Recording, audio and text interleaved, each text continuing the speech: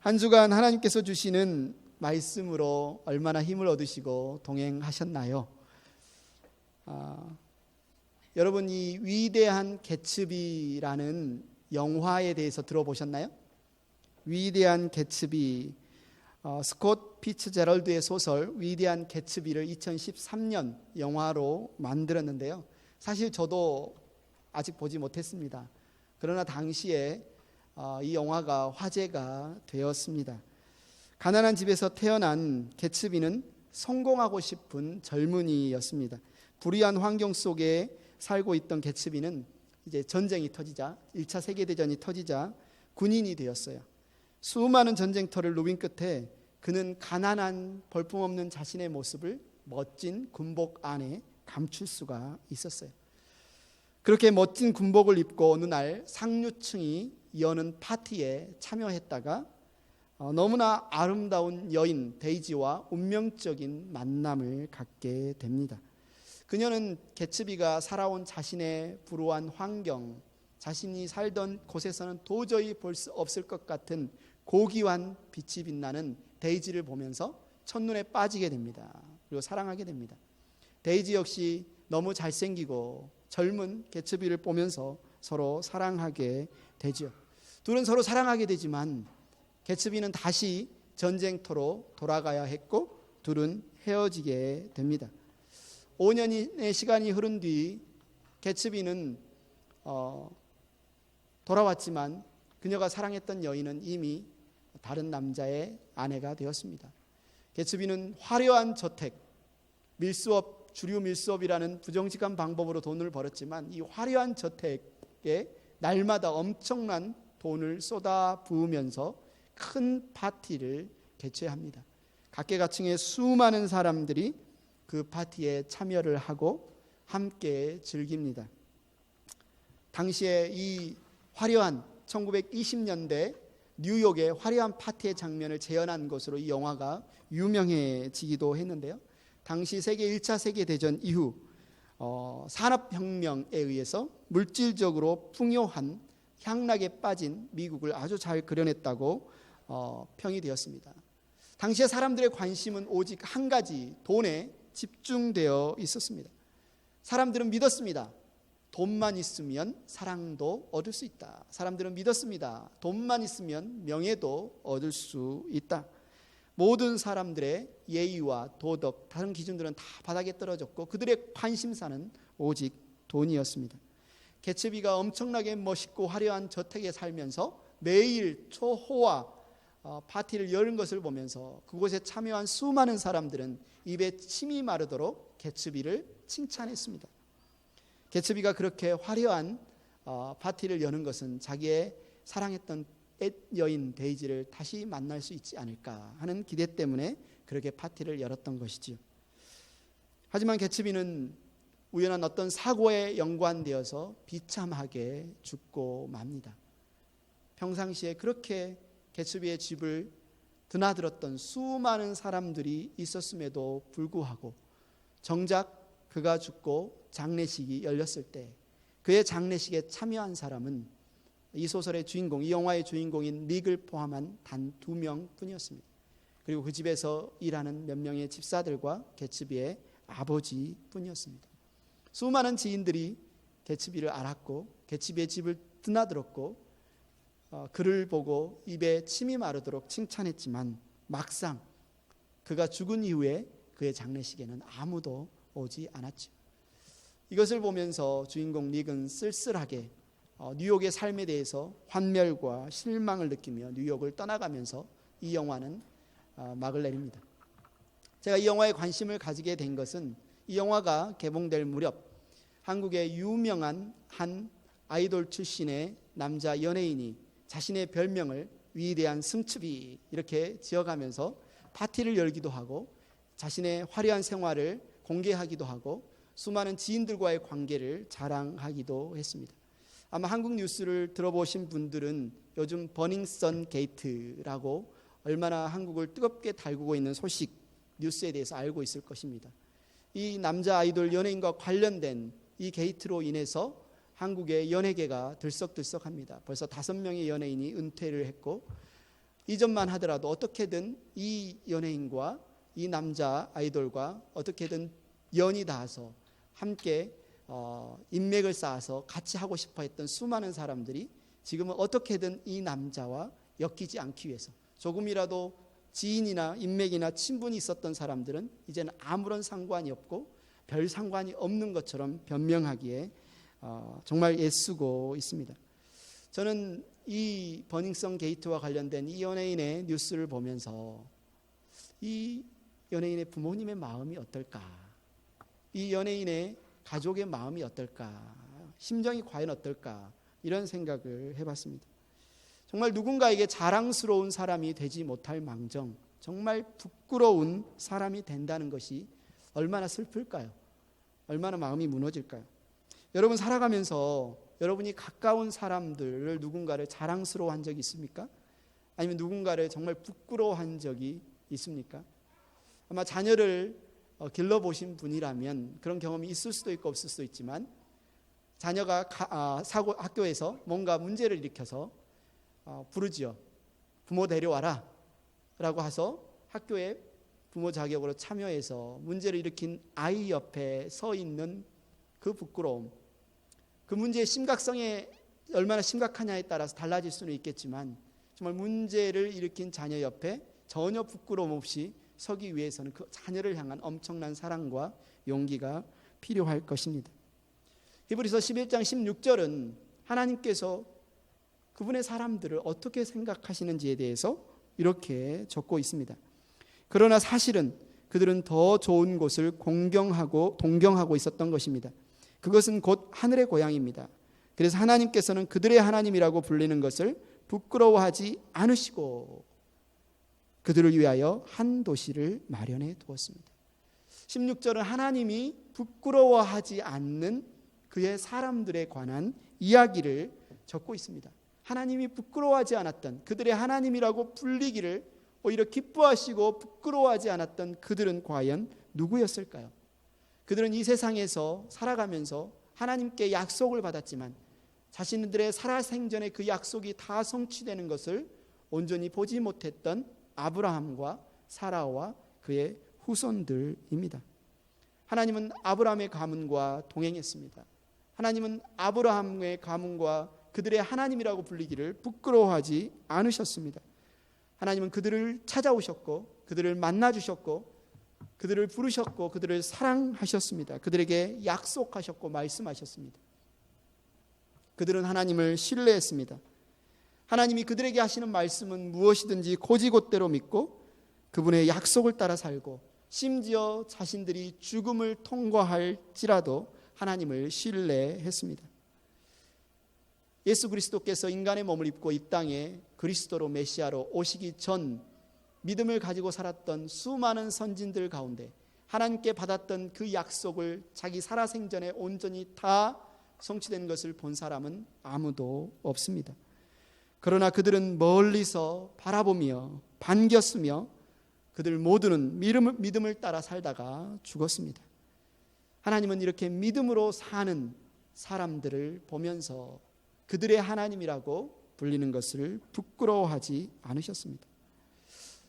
하나님이 내가 너희의 하나님이라 라고 불리기를 부끄러워하지 않은 그 믿음은 과연 어떤 믿음일까요? 하나님을 기쁘시게 하는 그 믿음은 과연 어떤 믿음일까요? 오늘 우리의 본문 말씀을 통해서 전하고자 하는, 살펴보고자 하는 제목이 믿음으로인데, 우리가 믿음으로 산다는 것은 누구를 믿고 어떻게 살아가는 믿음의 삶을 말할까요? 믿음으로 사는 우리는 첫째, 언약을 성취하시는 신실하신 하나님을 믿습니다. 믿음으로 사는 우리는 언약을 성취하시는 신실하신 하나님을 믿습니다. 17절에 말하지요. 아브라함은 시험을 받을 때 믿음으로 이삭을 바쳤습니다.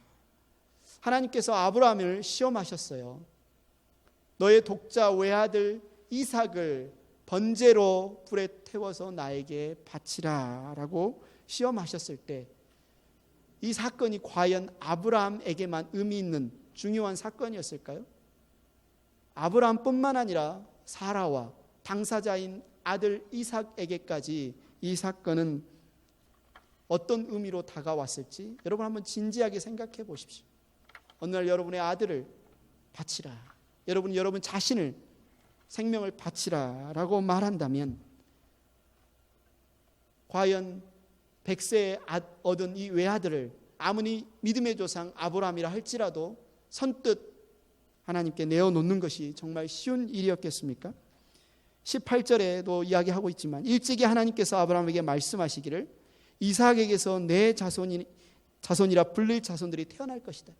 하늘의 별과 같고 바다의 모래와 같은 내가 너에게 약속한 자손들이 외아들 이삭을 통해서 태어날 것이다 라고 분명히 약속을 주셨던 하나님께서 이제는 그 아들을 죽여라, 그 아들을 불에 태워서 나에게 바치라 라고 말씀하실 때 아브라함은 그 말씀이 이해가 되었을까요?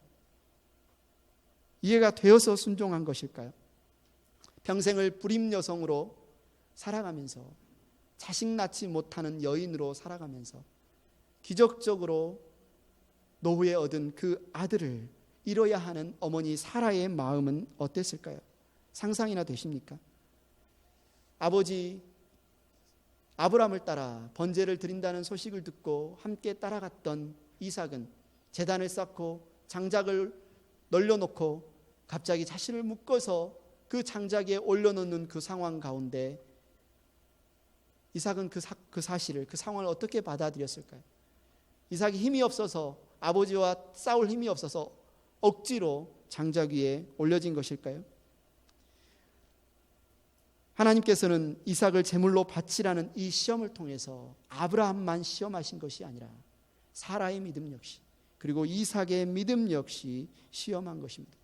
이 시험은 아브라함과 사라와 이삭과 그의 후손들에게 요구하시는 하나님의 믿음의 수준이 얼마나 어느 정도인지를 보여주고 있습니다. 아브라함은 실제로 하나님의 말씀에 순종해서 칼을 들어서 그의 아들 이삭을 죽이려고 했습니다. 하나님은 아브라함의 그 믿음을 보셨습니다. 아브라함의 그 순종을 보셨습니다. 확인했습니다. 그리고 급히 말리셨습니다. 그리고 이제 이삭을 대신해서 번제물로 드릴 순양을 주셨습니다. 그러나 성경은 이야기하지요. 아브라함은 이삭을 죽은 사람들 가운데서 되받은 것이다. 무슨 말인가요? 이삭은 아직 죽지 않았잖아요.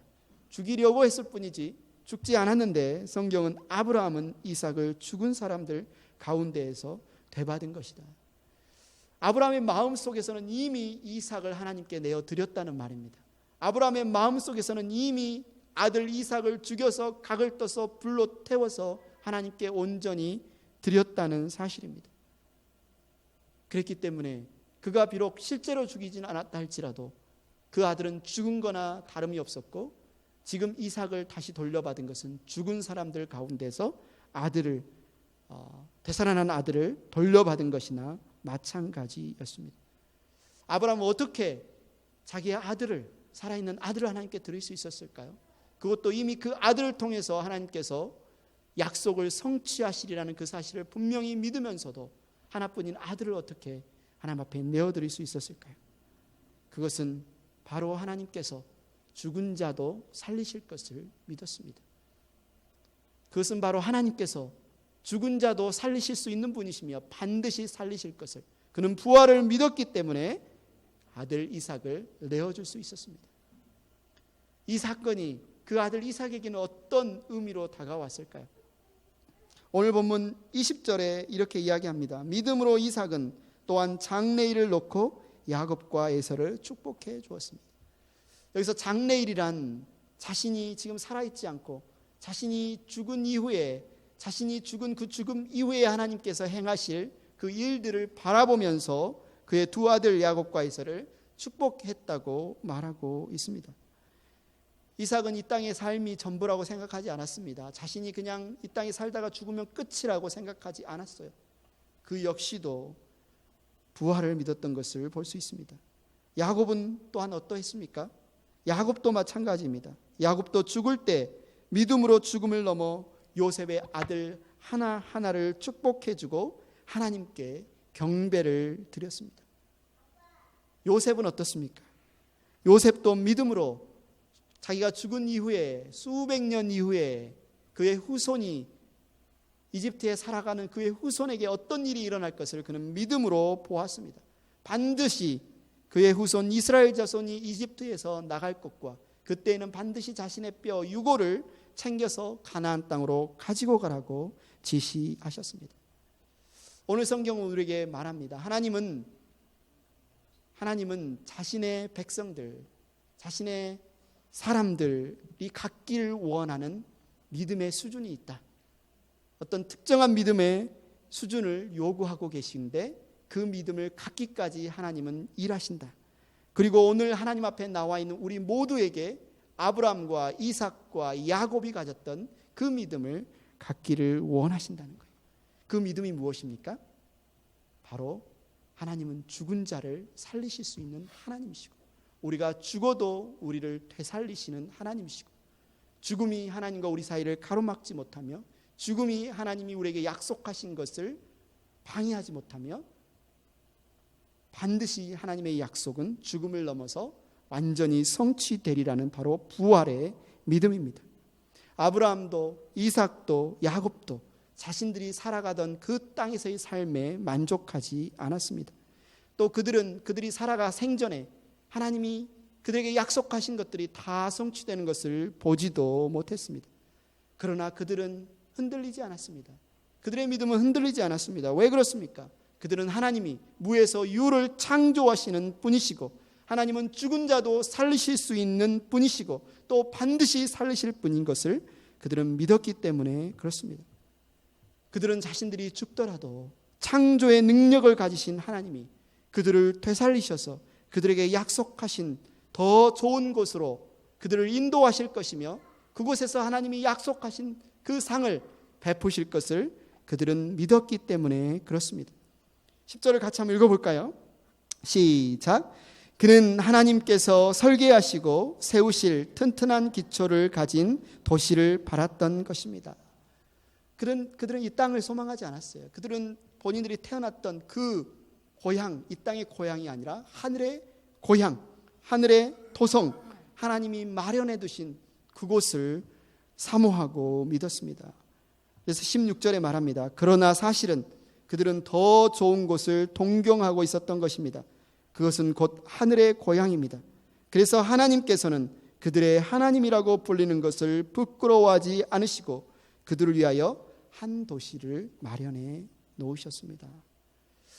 하나님이 부끄러워하지 않는 믿음, 하나님이 기뻐하시는 믿음, 하나님이 아브라함과 사라와 이삭과 야곱과 요셉 그의 백성들이 갖기를 원했던 믿음, 그리고 우리가 오늘 갖기를 원하는 그 믿음은 무엇입니까? 바로 하나님은 언약을 성취하시는 신실한 하나님이시라는 그 믿음입니다.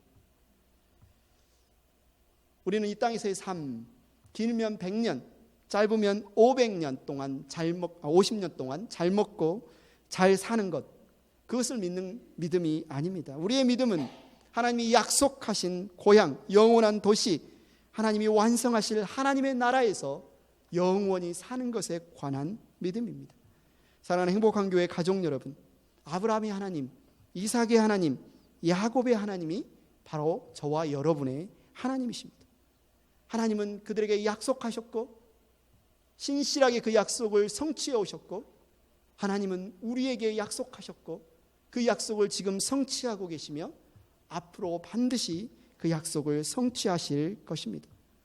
하나님은 약속하신 대로 그의 아들 예수 그리스도를 우리에게 보내주셨고 그분의 피로 우리와 새 언약을 맺어 주셨습니다. 하나님은 우리 주 예수 그리스도 안에서 우리를 죽음 가운데서 다시 살리실 것이며 하나님이 우리에게 예비하신 도성, 하늘의 고향, 새하늘과 새 땅, 완성하실 하나님의 나라에서 우리와 영원히 살도록 우리의 삶을 인도하실 것을 믿으시기를 축원합니다. 둘째, 믿음으로 사는 우리는 사명을 완수하게 하시는 위대한 하나님을 믿는 것이에요.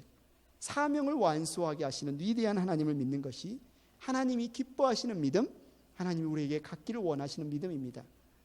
한 부유한 가정 출신의 젊은이가 있었어요. 그의 아버지는 그 지역 사회에서 이름께나 하는 굉장히 존경받는 인물이었어요. 누구나 그 아들은 반드시 그 아버지의 가업을 이어서 그 아버지가 누리는 부를 누리고 그 아버지가 누리는 그 고귀한 신분을 이어받을 거라 생각했습니다. 그러나 그 청년은 아버지의 부도 아버지의 직위도 신분도 물려받지 않았어요. 그는 하나님께 대한 열정과 가난한 사람들에 대한 애정에 사로잡혔어요. 아버지는 그를 향하여 화를 내고 어떻게든 그 아들의 마음을 돌려보려고 애를 썼어요. 그러나 아들은 아버지가 준 모든 비싼 옷을 아버지 앞에서 다 벗어버리고 알몸으로 성난 꾸지람을 하는 아버지의 그 음성을 뒤로 하고 걸어 나왔어요. 그는 평생 동안 소박한 옷을 입고 가난한 자와 함께하면서 기도와 설교의 삶에 전념했습니다. 누구의 이야기일까요? 아마 여러분들이 들어봤던 인물이죠. 성 프란체스코의 이야기입니다. 그의 소명의식은 당시 교회가 타락한 상황 가운데 많은 사람들의 마음에 도전을 주고 많은 사람들에게 자극이 되어 수많은 사람들이 그와 함께 하는 삶에 동참했습니다. 놀랍게도 10년이 못 되어 그의 운동은 다른 여러 지역으로 확산되었고 그는 하나님께 이 소명을 받고 이 삶을 산 지 20년이 지나기 전에 하나님의 부르심을 받고 죽었습니다. 그러나 그가 죽을 때쯤 온 유럽에는 바로 그가 받았던 이 소명, 이 사명이 확산되어 있었습니다. 한 부자 청년이 누구나 부러워하는 삶을 버리고 하나님의 사역, 특히 가난하고 억눌린 자들과 그들을 보살피는 데 함께하는 이 삶을 볼 때 오늘 우리가 읽은 한 인물 모세의 삶의 이야기와 겹쳐 보입니다. 요셉은 분명히 믿었습니다. 수백 년이 지난 이후에 자신의 이스라엘 자손들이 반드시 이집트에서 나갈 것이다. 그때 너희들은 반드시 내 유고를 챙겨서 나가라. 그렇게 지시했습니다. 출애굽기는 바로 이런 요셉의 믿음, 아브라함과 하나님이 약속하신 그 약속을 믿는 모세의 부모님, 그리고 모세, 그리고 수많은 사람들, 이스라엘 사람들의 반응을 기록하고 있습니다. 약 300년의 세월이 흐른 뒤에 모세는 이스라엘 자손들이 이집트에 종살이를 하고 있는 상황 가운데 태어났어요. 그의 부모 아므람과 요게벳은 이스라엘의 모든 사내 아이는 반드시 태어나는 사내 아이는 반드시 죽이라는 바로 왕의 엄명에도 불구하고 모세를 몰래 숨겨 키웠습니다. 그들은 이 아이를 통해서 일하실 하나님의 역사를 보았기 때문이에요. 요셉의 믿음을 통해 300년 전에 고백된 반드시 하나님이 그 약속을 지키시고 이스라엘 백성을 이집트에서 나가게 할 것이라는 그 약속을 믿음으로 그들은 바로 왕의 그 명령을 두려워하지 않고 모세를 살렸습니다. 이렇게 살아남은 모세는 어떻게 되었나요? 그는 이집트 바로 왕의 딸 공주의 양자가 되어서 왕궁에서 왕자로 자랐습니다. 하지만 모세가 어른이 되었을 때 그는 이집트 왕자로서 누리는 모든 특권을 내려놓았어요. 왜 그랬을까요? 왜 그는 어른이 되었을 때 바로의 왕의 공주의 아들이라 불리기를 거절했을까요? 그는 자신의 생명이 어디에서 왔으며 하나님께서 주신 약속이 무엇인가를 그는 분명히 알았기 때문에 그렇습니다. 오늘 본문 25절에 말합니다. 오히려 그는 잠시 죄의 향락을 누리는 것보다 하나님의 백성과 함께 학대받는 길을 택하였습니다. 26절에 말하지요. 모세는 그리스도를 위하여 받는 모욕을 이집트의 재물보다 더 값진 것으로 여겼습니다. 그는 장차 받을 상을 내다보고 있었던 것입니다. 모세는 하나님이 주실 상을 바라보았기 때문에 오실 메시아 그리스도를 위해 모욕받는 것을 이집트의 모든 특권, 왕조로서의 특권, 모든 재물로 호의호식하는 것보다 더 귀하게 여겼습니다. 모세가 바라봤던 이 받을 상은 과연 무엇이었을까요? 도대체 어떤 상이었길래 왕자의 특권을 다 내려놓고 왕궁에서 먹고 살면서 누릴 수 있는 그 엄청난 부와 재물을 내려놓을 수 있었을까요? 26절에 힌트가 나옵니다. 이집트의 재물보다 더 값진 것으로 여겼다. 그는 보았어요. 자신이 받을 상이 이집트의 왕자의 특권보다 이집트의 왕자로서 누릴 수 있는 그 재물보다 훨씬 값진 것이라는 것을 그는 보았어요. 어떻게 볼 수 있었을까요? 어떻게 그 상이 그렇게 값진 것을 그는 볼 수 있었을까요? 그는 믿음으로 보았습니다.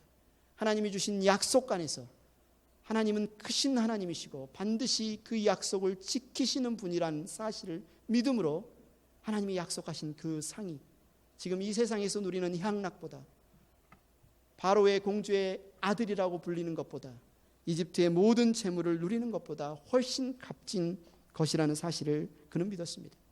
그래서 당대 최고의 강대국 이집트의 바로 왕이 그를 향하여 분내며 화내며 반드시 죽이리라는 그 분노에도 불구하고 그는 이집트를 떠날 수 있었습니다. 그는 크신 하나님을 보았기 때문에, 그는 구원자 하나님을 보았기 때문에, 그는 반드시 약속을 지키시는 신실하신 하나님을 보았기 때문에 그렇습니다. 여러분은 무엇을 보고 있습니까? 여러분 오늘 지금 무엇을 보고 있습니까? 많은 분들이 아마 이 세상을 살아가면서 삶에 지칠 때, 어쩌면 물질 때문에 많이 힘이 들 때, 이른 새벽 몸은 아픈데 그래도 먹고 살려면 일해야지, 이런 마음을 가지고 일할 때 아마 이런 생각 한 번씩 다들 해보셨겠죠. 나도 대박 한번 났으면 좋겠다. 야, 나도 그냥 로또 한번 당첨되면 좋겠다. 야, 그래서 평생 일하지 않고 놀면서 먹고 살 만큼 돈 한번 벌어봤으면, 가져봤으면 좋겠다.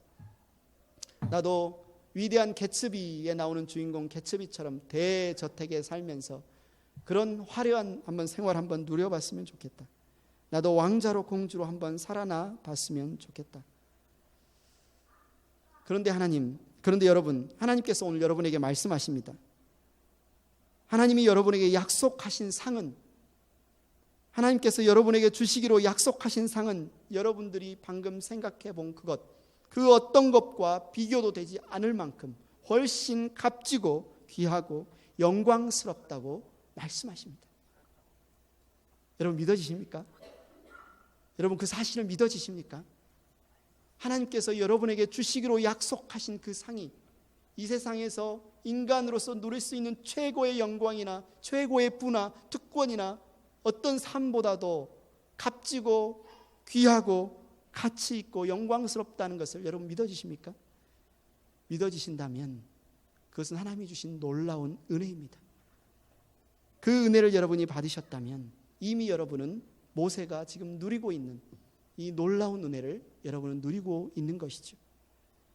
이 자리에 있는 저와 여러분 모두가 그 은혜를 누리기를 축원합니다. 이 세상에서 누릴 수 있는 그 어떤 것보다 하나님이 예비하신 상급이 훨씬 가치 있고 값지다는 사실을 믿고 소망하는 은혜를 누리시기를 진심으로 축원합니다. 이런 믿음을 가졌던 모세는 하나님의 놀라운 영광을 보았습니다. 오늘 보면 28절 29절은 그가 보았던 놀라운 하나님의 영광, 하나님의 역사 두 가지 사건을 기록하고 있는데, 먼저 28절을 같이 읽겠습니다. 시작. 믿음으로 모세는 유월절과 피 뿌리는 의식을 행하여서 모든 맏아들 및 맏배를 멸하는 이가 그들을 건드리지 않게 하였습니다. 9번의 엄청난 재앙에도 불구하고 이집트의 왕 바로는 그 마음을 굳게 하고 고집을 부리면서 절대로 이스라엘을 내보내주지 않았습니다. 그런데 하룻밤새 하나님이 죽음의 천사를 보내어 이집트의 모든 맏아들과 첫 태생된 맏배를 다 죽였을 때 그는 두 손을 들 수밖에 없었어요. 이스라엘 백성들이 칼을 들고 활을 들고 싸워서 쟁취한 승리가 아니었습니다. 이것은 전적으로 하나님의 능력으로 행하신 일이었습니다. 온 이집트를 휩쓰는 이 죽음 앞에서도 하나님께서는 모세를 통하여 주신 약속, 어린 양의 피를 문지방에 바르는 그 집마다 이 죽음에서 벗어나리라 라고 약속을 주셨고, 그 약속대로 행한 이들은 죽지 않고 살아났습니다. 하나님의 놀라운 영광을 보았습니다. 바로는 마침내 두 손을 들고 이스라엘 백성들을 내보내 주었습니다. 그리고 모세는 선조 요셉의 그 예언처럼 죽음의 너머에 하나님이 반드시 행하실 그 약속을 믿음으로 지시하였던 그 지시와 그 명령에 순종했습니다. 출애굽기 13장 19절에 이렇게 말합니다. 모세는 요셉의 유고를 가지고 나왔다. 요셉이 이스라엘 자손에게 엄숙히 맹세까지 하게 하며 하나님이 틀림없이 너희를 찾아오실 터이니 그때 너희는 여기에서 나의 유고를 가지고 나가거라 하고 말하였기 때문이다. 본문 29절에 두 번째 하나님의 영광을 본 사건이 나오는데 바로 홍해를 건넌 사건입니다. 믿음으로 이스라엘 사람들은 홍해를 마른 땅을 지나가듯이 건넜습니다. 그러나 이집트 사람들은 그렇게 해보다가 빠져 죽었습니다. 어떻게 건넜다고요? 홍해를? 마른 땅을 건너듯이. 어떻게 이스라엘 백성이 홍해를 건널 수 있었을까요? 어떻게 건넜을까요? 성경은 어떻게 건넜는지 이야기하고 있습니다. 믿음으로 건넜다. 그들이 힘이 셌기 때문에, 건강했기 때문에, 아니면 뭔가 지혜롭기 때문에, 특별한 기술이 있었기 때문이 아니라 그들은 믿음으로 홍해를 건넜다. 그러나 그들을 뒤쫓았던 바로의 특수부대, 싸움을 잘하고 건장하고 빠르고 병거를 타고 쫓아왔던 바로의 군대는 어땠습니까? 그들은 믿음으로 건너지 않았습니다. 결국 그들은 홍해 바다에 모두 다 빠져 죽고 말았습니다. 사랑하는 행복한 교회 형제 자매 여러분, 믿음으로 사는 우리는 바로 모세로 사명을 완수하게 하신 분이 위대한 하나님이시라는 사실을 믿는 것입니다. 어떻게요? 하나님께서는 아브라함을 먼저 찾아오셨고 아브라함에게 약속하셨고 아브라함과 언약을 맺으셨고 그의 아들들, 그의 후손들 야곱과 이삭과 야곱과 요셉은 그들이 죽음 넘어서까지 하나님이 반드시 그 언약을 성취할 것을 믿으면서 특히 요셉은 반드시 후손들이 이집트에서 나갈 때 하나님이 너희들을 다시 찾아오실 때 반드시 나의 유고를 들고 나가라 라고 하신 그 예언을 했던 것을 볼 수 있습니다. 우리의 삶에서 우리는 어떻게 사명을 완수할 수 있을까요? 하나님은 모세에게 사명을 주시고 모세로 그 사명을 완수하게 하신 것처럼 하나님은 우리에게 찾아오셔서 우리와 약속하시고 우리의 일터에서, 우리의 가정에서, 우리의 교회에서 우리에게 사명을 주시고 하나님이 친히 우리로 그 사명을 완수하게 하신다는 사실, 그 사실을 믿는 믿음을 하나님은 기뻐하십니다. 우리에게 어떤 일을 맡겨놓고 얼마나 잘하나 보자 채점하시는 분이 아닙니다. 하나님은 사명을 주시는 분이실 뿐만 아니라 친히 우리와 함께 하시며 성령의 능력으로 그 사명을 완수하게 하시는 하나님이신 것을 믿으시기를 축원합니다. 마지막, 믿음으로 사는 우리는 말씀으로 붙들어 주시는 승리의 하나님을 믿는 것입니다. 믿음으로 사는 우리는 말씀으로 붙들어 주시는 승리의 하나님을 믿습니다. 1840년 조지 윌리엄스라는 사람은 런던의 한 옷가게의 점원이었습니다. 그는 우리가 하나님의 말씀을 묵상하는 큐티하는 것처럼 하루는 큐티를 하고 있었습니다. 그러다가 고린도전서 15장 말씀을 묵상하다 그 말씀에 그는 사로잡혔습니다. 고린도전서 15장 2절에 이렇게 말합니다. 내가 여러분에게 복음으로 전해드린 말씀을 헛되이 믿지 않고 그것을 굳게 잡고 있으면 그 복음을 통하여 여러분도 구원을 얻을 것입니다. 조지 윌리엄스는 이 말씀에 붙잡혀서 주말마다 사람들을 모아서 함께 이 말씀대로 이루어달라고 기도하기 시작했습니다. 그런데 이 기도 모임이 나중에 무엇이 된 줄 아십니까? 여러분이 잘 알고 있는 YMCA의 시작이 되었습니다. 하나님의 말씀은 곧 사건입니다. 하나님의 말씀은 곧 능력입니다. 하나님께서 말씀하셨을 때 빛이 생겼습니다. 하나님이 말씀하셨을 때 하늘에 해와 달과 별이 나타났습니다. 하나님이 말씀하셨을 때 바다의 물고기가 헤엄을 쳤고 하늘의 새가 날게 되었습니다. 하나님이 말씀으로 온 세상을 창조하셨습니다. 하나님이 말씀으로 사람들을 변화시키십니다. 생각해 보십시오. 런던의 옷가게 한 점원을 통해서 일하신 하나님의 이 역사를 한번 생각해 보십시오. 그에게 특별한 능력이나 특별한 의지나 특별한 재능이 있어서 이 놀라운 일의 시작이 되었겠습니까? 그는 다만 하나님이 말씀하셨고 그 말씀에 사로잡혔고 그 말씀을 믿고 순종함으로 기도하기 시작했을 때 하나님은 그를 통하여 이 일을 행하신 것입니다. 그의 능력으로 행한 것이 아닙니다. 그에게 말씀하셨고 말씀하신 대로 믿는 자를 통하여 하나님이 일하신 것이죠. 오늘 보면 30절을 같이 한번 읽겠습니다. 시작. 믿음으로 이랫동안 여리고성을 돌았더니 성벽이 무너졌습니다. 믿음으로 이랫동안 여리고성을 돌았더니 성벽이 무너졌습니다. 아마 여러분이 잘 아는 사건이죠. 이 여리고성이 무너진 사건. 여리고성은 당시 가나안 지역에서 가장 견고한 성 중에 하나였습니다. 아마 여러분이 많이 들어보셨을 텐데 이 여리고성의 구조에 대해서 여리고성은 외벽과 내벽으로 이중벽으로 이루어진 구조였는데 외벽은 아래에 돌벽으로 4m, 그 위에 진흙을 구워서 만든 진흙벽돌로 4m, 총 8m로 외벽이 둘러져 있었고요. 그 외벽과 내벽 사이는 또 4m의 흙 제방이 비스듬하게 마련되어 있었고 안에 있는 내벽은 또 진흙벽돌로 4m로 이렇게 쌓여 있었어요. 이스라엘 백성들이 아래에서 이 여리고성을 바라보았을 때 얼마나 높게 생각되었을까요? 적어도 14m에서 20m의 장벽으로 보여졌을 것입니다. 한마디로 뭡니까? 인간의 힘으로 무너뜨릴 수 없는 성이었다는 거죠.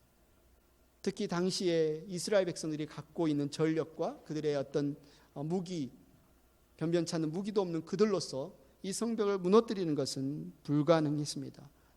난공불락이었습니다. 초롱성이었습니다. 여러분을 가로막고 있는 여리고성은 무엇입니까? 너무 높고 너무 단단해서 도저히 여러분의 힘으로 무너뜨릴 수도 없고 넘어갈 수도 없는 그 여리고성은 무엇입니까? 다 돼도 이것만큼은 안 되겠다 내려놓고 포기하고 싶은 여러분의 여리고성은 무엇입니까? 여러분이 하나님의 약속을 믿고 나아가는데 방해하는 장애물, 여러분의 여리고성은 무엇입니까? 어떻게 여러분은 그 여리고성을 넘어설 수 있을까요? 어떻게 여러분은 그 여리고성을 무너뜨릴 수 있을까요? 하나님께서는 여호수아에게 말씀해 주셨습니다. 너희는 6일 동안 여리고성을 한 바퀴씩 돌아라. 그리고 마지막 7일째는 제사장이 나팔을 부는 동안 7바퀴를 돌아라. 마지막 제사장이 길게 나팔을 불 때 온 백성은 큰 함성을 질러라 라고 말씀해 주셨어요. 그러면 성이 무너질 것이다. 이스라엘 백성은 이 말씀을 붙들었어요. 이 말씀을 믿었습니다. 이 말씀대로 순종했습니다. 무슨 일이 일어났습니까? 여리고성이 무너졌습니다. 오늘 본문 30절은 길게 부연 설명하지 않습니다. 아마 오늘 본문 중에 가장 짧은 구절 아닌가요? 믿음으로 이랫동안 여리고성을 돌았더니 성벽이 무너졌습니다.